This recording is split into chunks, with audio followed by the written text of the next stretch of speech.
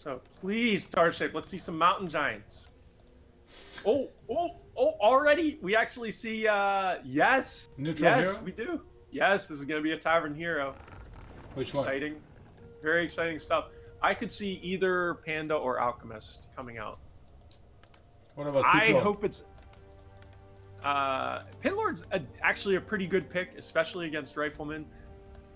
I'm hoping it's Alchemist, and I'll tell you why. So, Alchemist Heal Spray, we actually saw this yesterday. Alchemist Heal Spray, I think, is something that's very underutilized. I know people that do pick Alchemist, they use the Heal Spray well, but I think that Alchemist Heal Spray has a lot more use than what is currently being used in the meta. But one of the strongest uses of the Alchemist Heal Spray is on Mountain Giants, and I want to see some freaking Mountain Giants. The reason being is that Heal Spray is a set number, right? So it's like every single spray does 50 points of healing or something like that. And those Mountain Giants, when they get that hardened skin upgrade, they take a massively reduced amount of damage from all the different things. Meaning each point that is healing is like, triply effective, triple effectiveness as a result of the hardened skin upgrade. So yeah, but what do you get in the back to actually do damage? Heroes with orb. So what heroes? So Naga is a very strong pick. Naga has really strong auto attack damage. Yeah, but and then orb doesn't stack with Searing Arrow, does it? No, with the Frost Arrow it doesn't. So with that strategy, you'll usually do Alchemist, Naga, and then whatever third hero you get with an orb. So I've actually seen what I haven't seen, I've tried doing like Pit Lord with Cleave with an orb is pretty fun. Or sometimes like Starshaped. That's too many fat units, I think. Like they can't. Pitlord couldn't get through a lot of the time. No? So it's actually pretty good. The reason being is so you just kind of auto attack everything forward, and what you do is once you have 3 or 4 Mountain Giants out, you just chain the taunts, and when you chain those taunts together, and we do see a Panda coming out, you just chain those taunts together, and all of your units are free to do damage because all of their units are stuck kind of moving between units and attacking other units, but it allows the Pit Lord just to sit there and do his cleave every single hit. And the only problem with cleave is such a strong skill. The only problem with cleave is if they focus the Pit Lord, you have to run him away.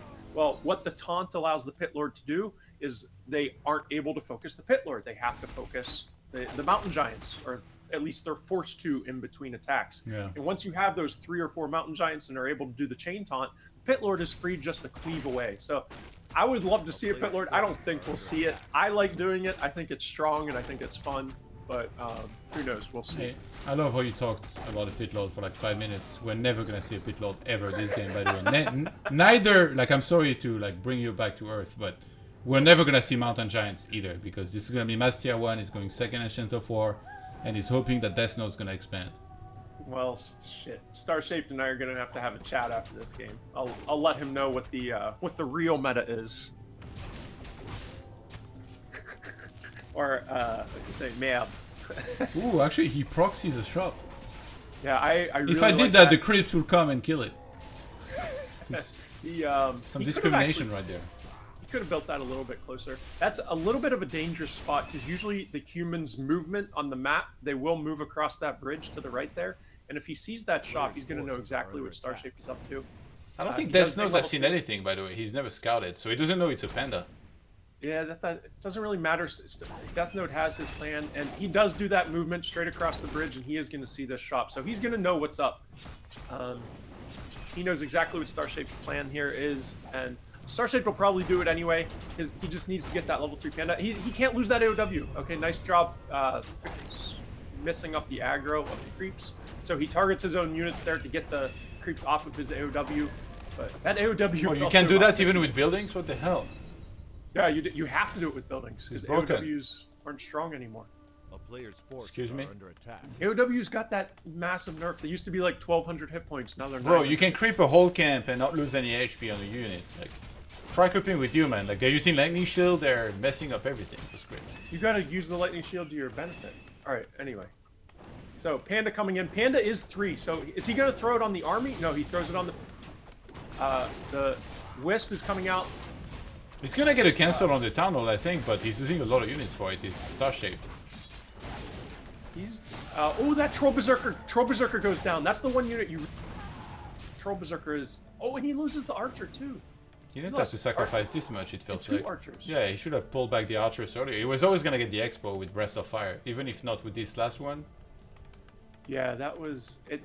Those unit losses felt unnecessary for sure. Forces are under attack. Just small micro mistake from Starshaped. He does get the Xbox cancel, which is what he was hoping for from that little push, but yeah, that's definitely not good enough. And those units are something you really need, especially if you're doing this heavy tier 1 push on the expand.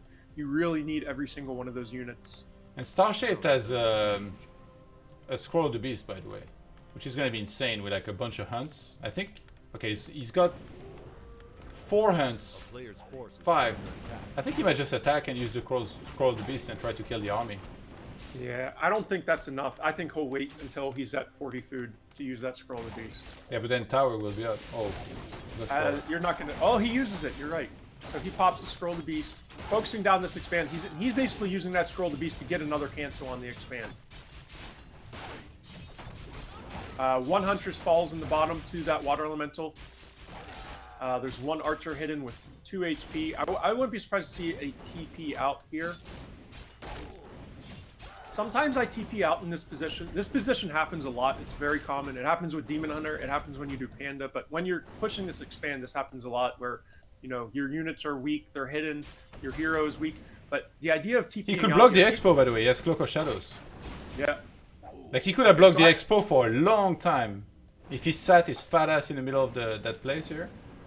And then just hit it. The Deathnote just would have ran up to the shop and bought a dust. Well, that would take, like, a while. Yeah, but so Starshaped did something there that I kind of want to explain. So he could have ran out of that with his Panda. He had the opportunity to run out of it. He was just trying to buy time. So what that tells me is he wanted to TP out, and the reason is TPing out is a lot faster, and time is of the essence in this with this strategy that he's doing. But he wanted to TP out because he wanted to get back to his Moonwells quicker, heal, and then get back to that expansion and continue his push. So he wanted to TP out even though he was at 100% HP because he wanted to get back to those Moonwells as fast as possible. So he was just kind of running around in circles, buying as much time as possible, and then he used that TP. Arcana's gonna come in. Drunken Haze used immediately. Breath of Fire is gonna cook up those footmen. Alright. And he can get a clarity here pretty easily. And with how good clarities are nowadays. Oh my god, not having any tower here. It's absolute nightmare here for Deathnote right now. And these priests being able to dispel the water elementals is pretty massive. Do we see how? No, we have no dispels left on the. Oh, 1 dispel coming out. We need. Yeah, he needs to focus down that water elemental. Water elemental is going to fall. Panda is sitting at level 4.4 right now, almost level 5. Crazy. And crazy like fast with not having any towers there, this is far from over. He could buy a staff and boot, staff home, use Moonwells, come back with full mana. Merci à toi Francis, bienvenue, merci pour le sub.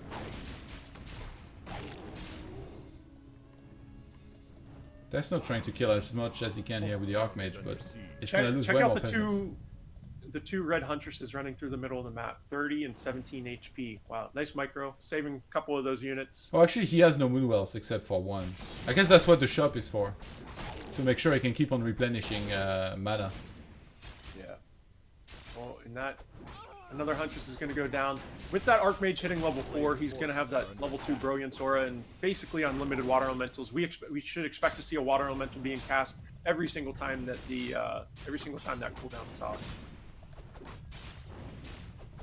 He's gonna get the Troll Berserker. Panda's getting close to 5, which is very scary here. Yeah. Panda 5 is Nighty-Night magic immune, non-magic immune units.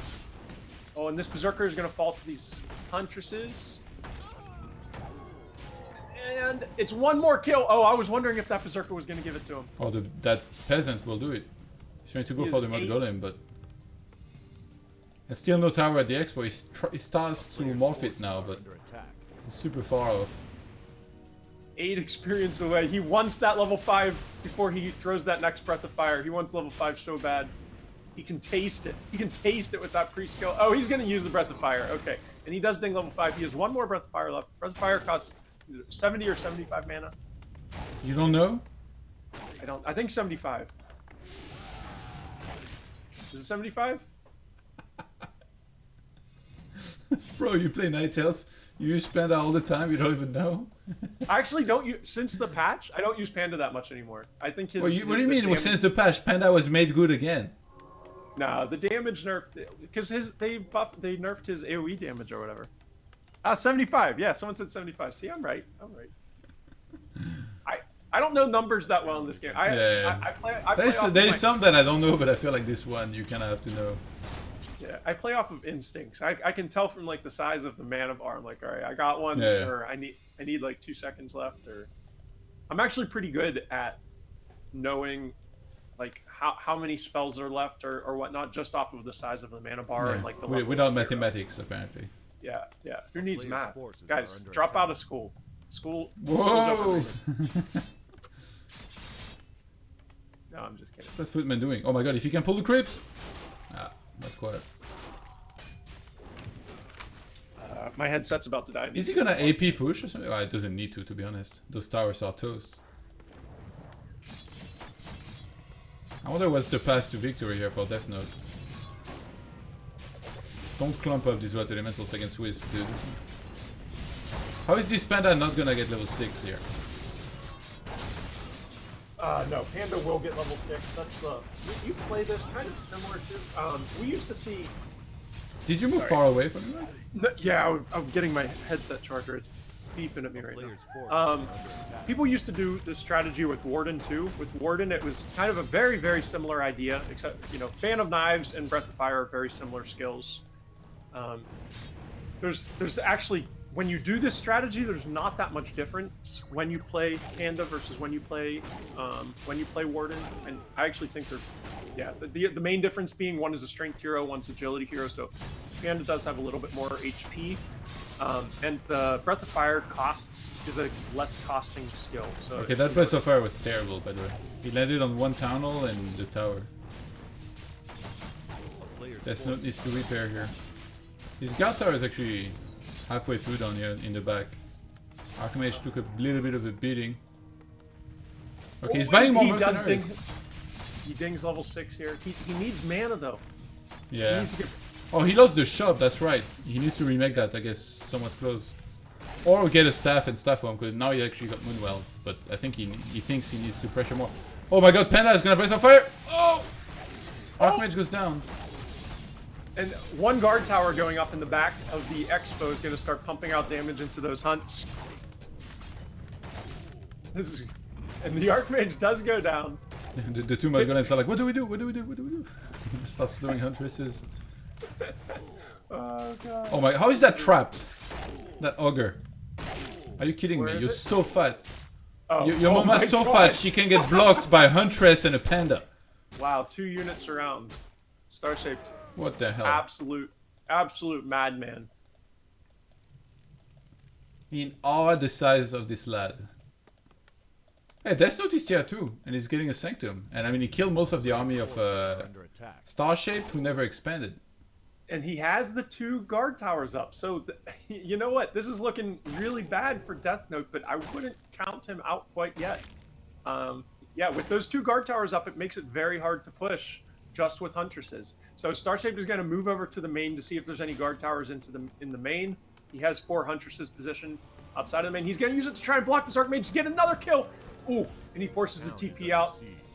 He's going to TP over to the expand, but there's no shop access. He does have priests that are going to heal up the Archmage, but yeah, Blood Mage coming out from the altar, but there's no way it's going to get out in time. And with no guard towers in the main, putting damage on the Huntresses, these Huntresses are kind of free to siege the main base. And we'll see the glaive bounces slowly kill all of these peasants. Does he want to Breath of Fire the altar? I think he should. He goes I'm for the slightly units instead. Yeah, I think I'm a bit ahead. I'm at 1450 right now. Oh yeah, you are. I'll catch up. Oh my god, and Panda gets surrounded, but he has Cloak of Shadows. Yeah, there's the dust! I think Panda's gonna die. I'm sorry for spoilers, Lado, but... He's trying No, to break I free. caught up. I see. Yeah. Oh, he's getting low. He's low. Oh my god, he's very trying. low. He almost sneak past, but he goes down. If Panda going down kind of stops this push, and Deathnote was able to claw his way back into this game. And we see the sorry, I can't even think of it. Blood Mage coming out, and he's instantly getting level 2 with the kill of that Panda. Dust about to reload. Here we go. How is he gonna win this? What the hell? I was so sure he was dead when Panda got level 6, but we didn't see the Panda level 6 in action. He had no way to get mana. He killed the shot. Should I just remade that? Instant rebuy from Starshaped. Remember, Night Elf can move their tree as well to a new base, so there's still a little bit of hope. Or even, I would have, like, maybe have him buy a Staff of Teleportation at Deathnote's shop and staff back to the base just to get full mana. Yeah, I kept saying that. And boots as well. I'm so surprised that neither of them bought boots. Like, the Archmage could have escaped the one time he died if it had boots. The Panda could have chased. Way better. Boots is underrated, man. It's just a must. Yeah, boots were in favor for a long time. Like in the meta back in like 2005, 2006, 2007, everyone bought boots. Everyone.